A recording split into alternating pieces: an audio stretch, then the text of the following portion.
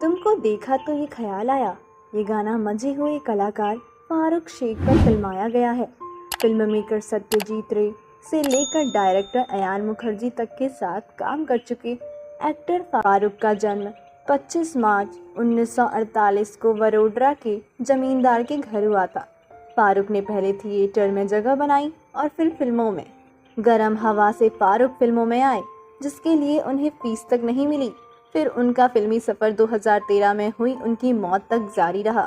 इतने मददगार थे कि कभी इन्होंने एक लाइटमैन के महीनों तक अस्पताल के चक्कर काटे, तो कभी बिना बताए 26/11 हमले में विक्टिम परिवार की चोरी छिपे मदद करते रहे। मुफ्त में की पहली फिल्म, 5 साल बाद मिली थी फीस। थिएटर में काम करते हुए 1973 में फारूक शेख को फिल्म गरम हवा से डेब्यू करने का मौका मिला। पहली फिल्म के लिए फारूक को फीस नहीं मिली थी। फिल्म मेकर रमेश सेठ्यू को ऐसे लड़के की ज़रूरत थी जो बिना फीस के काम करे। फारूक पहले ही थिएटर कर रहे थे, तो उन्होंने झट से हाँ कह दी। 5 साल बाद रमेश सेठ्यू ने फारूक को उनकी मेहनत के लिए 750 रुपये फीस दी थी। लाइटमैन को चोट लगी तो रोजाना उससे मिलने अस्पताल जाते थे फारूक। 1981 में रिलीज हुई फिल्म चश्मे बद फारूक शेख के करियर की सबसे बेहतरीन फिल्मों में शुमार है। इस फिल्म की शूटिंग के दौरान एक लाइटमैन छत से गिरकर बुरी तरह जख्मी हो गया था।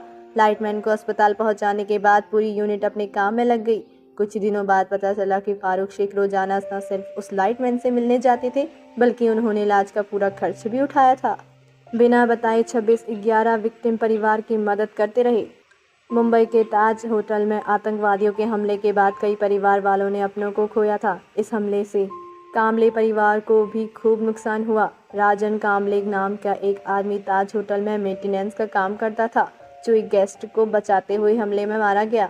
उसके पीछे पत्नी श्रुति कामले और 2 छोटे अकेले पड़ गई। जब एक दिन फारूक शेख ने अखबार में एक खबर पढ़ी तो उन्हें बहुत दुख हुआ। उन्होंने सीधे अखबार में कॉल कर उनके परिवार की डिटेल्स ले ली और कहा कि इस बात को राज रखिएगा।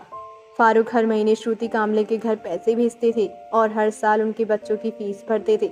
सालों तक श्रुति कामले इस बात से अनजान थी कि उनकी आर्थिक मदद कौन करता है। जब 2013 में फारूक का निधन हुआ तो श्रुति को इस बात की जानकारी मिली कि उनकी मदद इतने बड़े स्टार ने की थी। 30 सालों तक एक ही जगह से खरीदा कुर्ता। फारूक शेख को हमेशा से ही सफ़ेद चिकनकारी कुर्ते में देखा जाता था।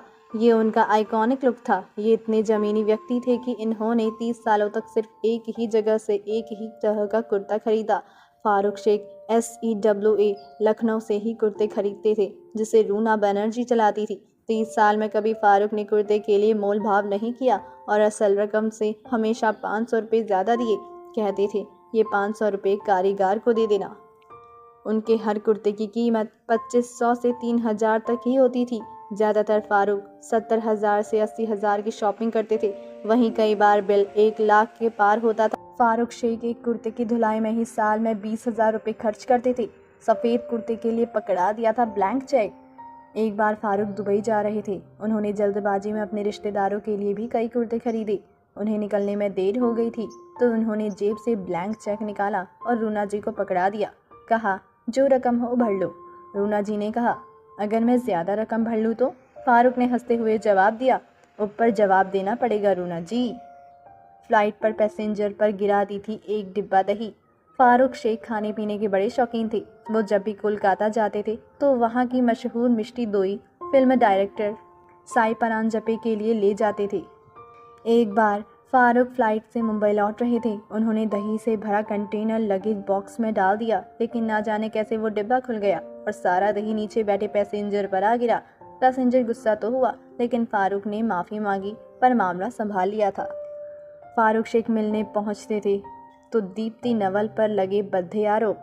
1981 की फिल्म चश्मे बद में फारूक शेख और दीप्ति नवल की जोड़ी पहली बार नजर आई। इनकी जोड़ी को खूब पसंद किया गया, जो 9 फिल्मों में दिखी।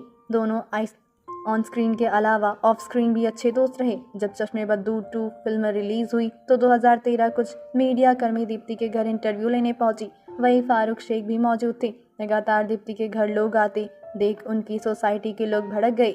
लोगों ने भीड़ देखकर आपत्ति जताई और कहा कि सोसाइटी में नाटक नहीं होगा। अगले ही दिन अखबारों में खबर छपी कि दीप्ति अपने घर में वेश्यावृत्ति करती है और लोगों का आना जाना लगा रहता है। दीप्ति खबर पढ़कर खूब भड़की। उन्होंने ये खबर छापने वालों के खिलाफ कानूनी कार्रवाई भी की थी। कॉलेज के दिनों में हुआ प्यार, 9 साल डेट किया, फिर की शादी। फारूक शेख ने सेंट जेवियर कॉलेज में पढ़ाई की। उनकी मुलाकात कॉलेज के दिनों में रूपा जैन से हुई और दोनों को एक दूसरे से प्यार हो गया। दोनों करीब 9 साल तक रिलेशनशिप में रहे। दोनों के दोस्त और परिवार वाले भी इस रिश्ते से वाकिफ थे।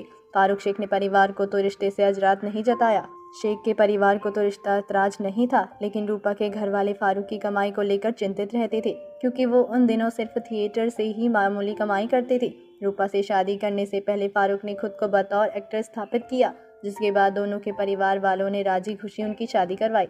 इस शादी से फारूक को 2 बेटियां सना और शाइस्ता है। शबाना आजमी को भिखारी ने इनकी पत्नी समझ लिया था, तो वो वापस मांग ली थी भीख।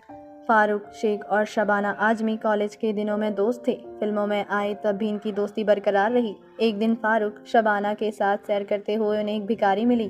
फारूक ने जेब से 50 पैसे निकाल कर उसे दे दिया। जाते जाते भिखारी ने दोनों को पति पत्नी समझते हुए दुआ दी, खुदा आपकी जोड़ी हमेशा सलामत रखे। फारूक ने ये सुनते ही कहा, अगर ऐसी ही बद्दुआ देनी है तो मेरे पैसे वापस कर। खैर, ये तो फारूक के मजाक करने का एक तरीका था, क्योंकि दोनों की दोस्ती 45 सालों तक सलामत रही। दुबई में परिवार संग हॉलिडे में गए थे। हार्ट अटैक से हुई मौत। 28 दिसंबर 2013 को फारूक शेख का हार्ट अटैक से निधन हो गया। फारूक स्वस्थ थे और अपने परिवार के साथ हॉलिडे मनाने गए थे। मौत के बाद उनके शव को मुंबई लाया गया था, जहां 30 दिसंबर को उनका अंतिम संस्कार हुआ। उनकी कब्र 4 बंगला अंधेरी वेस्ट में उनकी मां की कब्र के ठीक बाजू में बनाई गई थी। तो दोस्तों, अभी के लिए बस इतना ही। मिलते हैं अगली वीडियो में। तब तक के लिए आप अपना ध्यान रखिए। Bye bye.